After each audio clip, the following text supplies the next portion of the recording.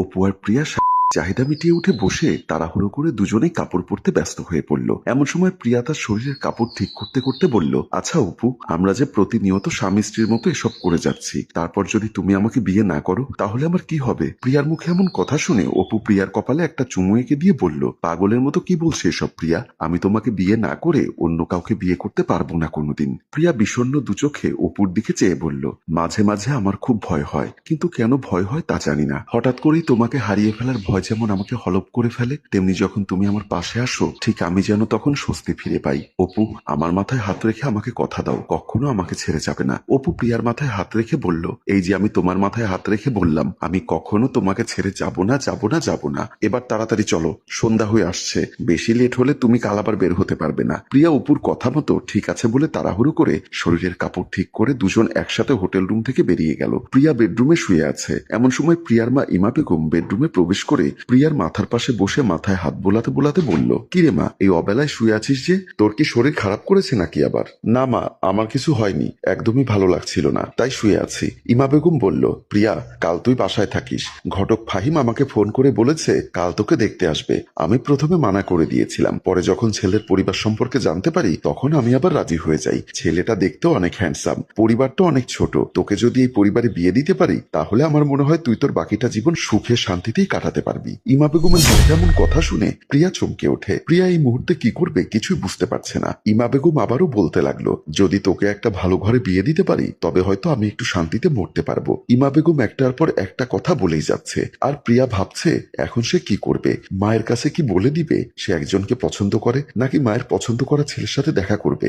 Drawing রুমে বসে আছে মোমিন খান, বাবু, ঘটক ফাহিম আর ইমা বেগম। ঘটক ফাহিম বলল, আপা, কইছিলাম না ছেলে মাশাল্লাহ হাজারে একটা, এক বাপের এক পোলা, বড় অফিসে চাকরি করে, প্রতি মাসে লাখ টাকার উপরে মাইনে পায়। আপনার মেয়ে এবাড়ির বউ হইলে রাজরানীর মতো জীবন কাটাইবো। এমন সময় মোমিন খান বলল, বাবা ছেলে মিলে আমাদের পরিবার, আমাদের পরিবারে কোনো মেয়ে নেই। তাছাড়া আমাদের পরিবার সম্পর্কে ঘটক সাহেব হয়তো আপনাকে সবকিছু খুলে বলেছে। আমাদের বিয়েতে চাওয়া পাওয়ার কিছুই নেই। যদি মেয়ে আমাদের পছন্দ হয় তাহলে আর বেশি দেরি করব না, খুব তাড়াতাড়ি বিয়ে করিয়ে ছেলের বউকে ঘরে তুলবো। ইমা বেগম বলল, হ্যাঁ ঘটক সাহেব, আমাকে সবকিছুই খুলে বলেছে।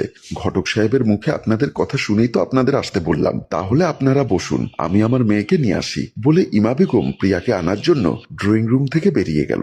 এমন সময় ঘটক ফাহিম বলল, কি হলো ভাইজান, আমার কথা আর কাজে মিল আছে না? কইছিলাম না পরিবারে কোনো ঝামেলা নেই, মেয়েও দেখতে মাশাল্লাহ। এমন সময় ইমা বেগম প্রিয়াকে নিয়ে ড্রয়িং রুমে প্রবেশ করলো। ড্রয়িং রুমে প্রবেশ করে প্রিয়া সবাইকে সালাম দিয়ে পাশের সোফাতে বসলো। বাবু আর চোখে প্রিয়াকে বারবার দেখার চেষ্টা করছে, কিন্তু প্রিয়া এমন ভাবে ওড়না দিয়ে মুখ ঢেকে রেখেছে কিছুতেই প্রিয়ার মুখ দেখা যাচ্ছে না। ঘটক ফাহিম, মোমিন খান আর ইমা বেগম হাসি খুশি ভাবে কথা বলে যাচ্ছে। এমন সময় মোমিন খান বলল, মাশাল্লাহ, মেয়ে আমাদের পছন্দ হয়েছে। আরে ভাইজান, আরো ভালো কইরা দেখালন, আপা মাজানের ঘোমটাটা সরাইয়া দেখেন তো, ভাইজান নিজের পুত্রবধূরে মন ভইরা দেখালুক। ঘটক ফাহিমের কথা শুনে ইমা বেগম প্রিয়ার মাথার ঘোমটাটা হালকা সরিয়ে দিল। প্রিয়াকে দেখে বাবুর বাবা মোমিন খানের পছন্দ হয়েছে। বাবু এর আগে যতগুলো মেয়ে দেখেছে তার থেকে তার কাছে প্রিয়াকেই বেস্ট মনে হয়েছে। মোমিন খান এবার আলহামদুলিল্লাহ বলে বিয়ের দিন তারিখ ঠিক করার ব্যাপারে কথা বলতে লাগলো ঘটক ফাহিম আর ইমা বেগমের সাথে। একটা রেস্টুরেন্টে বসে আছে অপু আর প্রিয়া। প্রিয়া গম্ভীর গলায় বলল, বসে থাকলে হবে না, তুমি একটা কিছু করো। অপু, আমাদের হাতে একদমই সময় নেই, যা করার আজকের মধ্যেই করতে হবে। আর তুমি ভুলে যেও না অপু, আমার পেটে তোমার বাচ্চা। প্রিয়ার মুখে এসব কথা শুনে অপু চমকে উঠে বলল, কি বলছো এসব? তোমার পেটে বাচ্চা মানে? মানে আমি প্রেগনেন্ট অপু। এই মুহূর্তে যদি কিছু হয়ে যায় তাহলে সব শেষ হয়ে যাবে। হঠাৎ প্রিয়া লক্ষ্য করলো অপুকে কেমন যেন অন্য মনস্ক দেখাচ্ছে। প্রিয়া বলল, কি হলো অপু, তুমি একদম চুপ করে বসে আছো যে? কিছু একটা তো করো। যদি আমার বিয়েটা হয়ে যায় তাহলে কি হবে একবার ভেবে দেখেছো?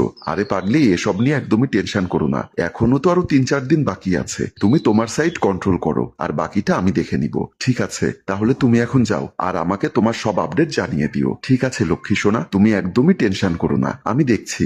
বলে অপু রেস্টুরেন্ট থেকে বেরিয়ে গেল, আর প্রিয়া ঠায় বসে চিন্তায় মগ্ন হয়ে পড়ল। কলিং বেলের শব্দ শুনে দরজা খুলে দিল বাবু।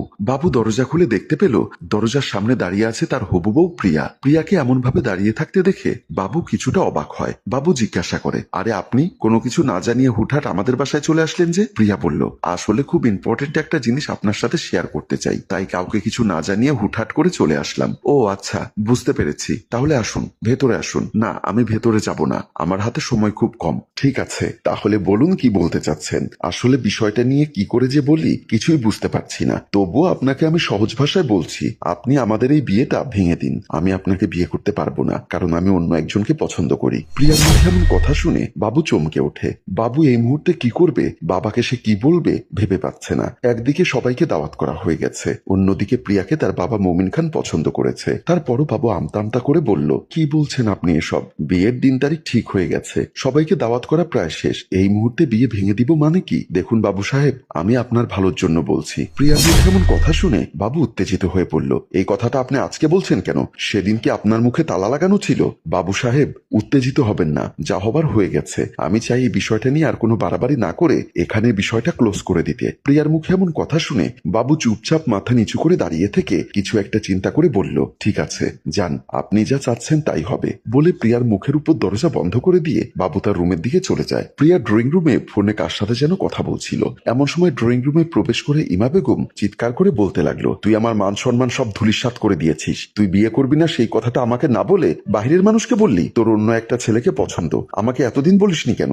মা, আসলে আমি তোমাকে ভয়ে কিছু বলতে পারি না। ইমা বেগম বলল, ওরা বিয়ে ভেঙে দিতে চেয়েছিল, আমি অনেক রিকোয়েস্ট করে ওদের ম্যানেজ করেছি। কি বলছো মা? আমি তোমার পছন্দ করা ছেলেকে বিয়ে করতে পারবো না। যদি এই বাড়িতে থাকতে হয় আর আমাকে মা বলে ডাকতে হয়, তাহলে তোর আমার পছন্দ করা ছেলেকেই বিয়ে করতে হবে। ইমা বেগমের মুখে এমন কথা শুনে প্রিয়ার মাথায় যেন আগুন ধরে যায়। প্রিয়া চিৎকার করে বলতে থাকে, প্রয়োজনে আমি সবকিছু ছেড়ে চলে যাব, থাকবো না তোমার এই বাড়িতে, আমি তোমার পছন্দ করা ছেলেকে বিয়ে করতে পারবো না। ইমা বেগম বলল, তাহলে তাই হবে, তুই তোর পছন্দ করা ছেলেকে বিয়ে করতে হলে সারা জীবনের জন্য আমাকে ভুলে গিয়ে বিয়ে করতে হবে। ইমা বেগমের কথা শেষ হতে না হতেই প্রিয়া একদরে রুম থেকে বেরিয়ে তার রুমে গিয়ে তার জিনিসপত্র একটা ব্যাগে গুছিয়ে রুম থেকে বেরিয়ে যায়। প্রিয়া একটা বিল্ডিং এর সিঁড়িতে বসে অপুর নাম্বারে বারবার কল দিচ্ছে, কিন্তু অপুর নাম্বার বন্ধ দেখাচ্ছে।